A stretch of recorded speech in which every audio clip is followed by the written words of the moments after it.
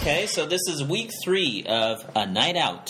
And the topic is the craziest night ever. Craziest night The core question, what was the craziest night you've ever had? that I've ever had. Alright, Yeah. so the craziest night, okay, that I've ever had was, I would have to say, when I was 17, a year after I got my license. And? My friends and I really wanted to go to Las Vegas. But as most of you know, Las Vegas is, the thing that you do there is... Gamble. And... Drink. Prostitution. Oh, okay, that part too, yes. Yeah, but it's only the gambling and the drinking is what we wanted to do. You just don't want to admit it over We don't want to. right? Yeah. Not here. Anyway. Anyway, You so can tell me later. Yeah, I'll tell you later.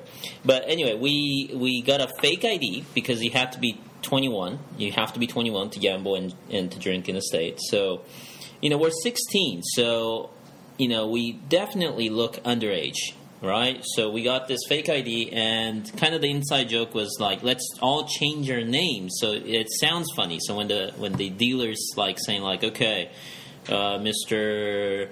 Chonmage? Chonmage. Mr. Chonmage, that was my fake ID name, Chonmage.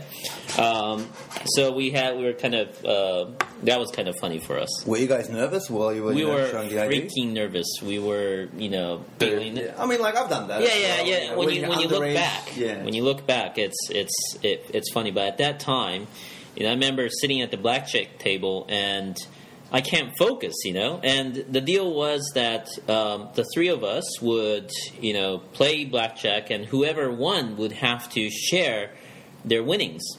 And how did it go? Nobody won. That was the worst part of it. And we were flat out broke, and we ended up eating beef jerky for the night. At least, you guys still had petrol money to come back home, right? Well, I had a credit card that's only good for at the gas station. So. Oh, okay. What about you? So, worst night? The worst nights here Ever? in Japan? Okay, in Japan. No, Yeah. I'll talk about in Japan. The worst night, I would have to say, is the night that I went out with some friends. Uh-huh. We went to a bar, and I think we ended up going clubbing somehow. Okay. I can't remember exactly because I drank a lot that night. Okay. But I remember we went to a club, but I can't remember which club.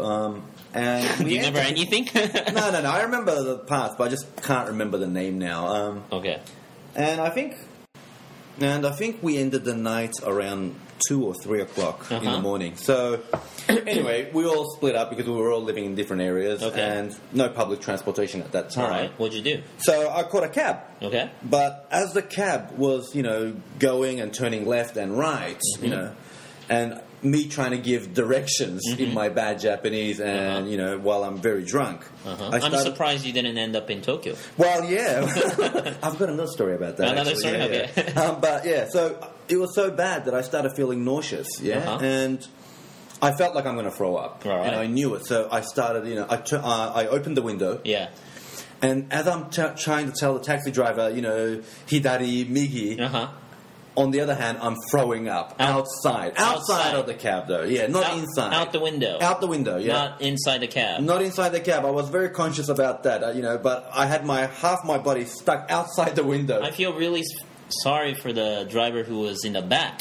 Must have had a nice rain of puke. No, I don't think there were any cars behind me, but alcohol. I think the cab driver was pretty kind enough. I think if it was in Australia, maybe the guy would have just pulled over and said, get out. But he was pretty cool about it, and he took me all the way home. Really nice. But guy. I didn't mess the car. But I thought that was pretty bad. That was the that's a worst. pretty bad night. I've never seen people, imagine a guy who's walking on the street and they see this gaijin guy coming with a puke coming out of the taxi, It's not a good image, Yeah, is it? it's not, But another night that I remember, it was in Sapporo. I went cycling there, and I was on my own, so I stayed in Sapporo after Hokkaido touring, and that was my last stop. So I went out and I did some sort of like a pub crawl. I just went to a few places. You went where?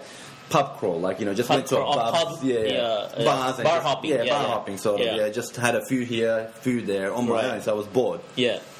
And at the end of the night, I was pretty drunk. I got hammered again, and I went into this cab, and I remember I kept the hotel card just in case I need it. So I think it was late at night. I got into the cab and I gave the card to him, and I said, I want to go here. Yeah. With my very basic Japanese again. And was the card the right card or no, it was the right card. Yeah. But the guy kept on saying something, and I didn't understand. And I was so drunk, I was so sleepy, I was so tired. I just wanted to I'm just thinking in my head, just go, just go. Yeah. And he kept on talking and talking. I'm just saying here, pointing to the card. Yeah. After 2 minutes of struggle, I realized that the hotel was right on the other corner, and the guy was trying to tell me it's right here, it's right here, and I'm telling him just go here. So you got into the cab. Yeah, I got into the cab. 50-meter ride. Yeah, I could see this. The hotel. Once I realized what he was pointing at, it took us maybe 3-4 minutes of negotiation trying to figure out what he's saying. But I'm so tired. I just wanted him to take me to the hotel. Yeah, that's a pretty crazy. Yeah, you give great impressions to foreigners. Yeah. Well, no, I always behave well. I think it's just a few times this happened. Yeah.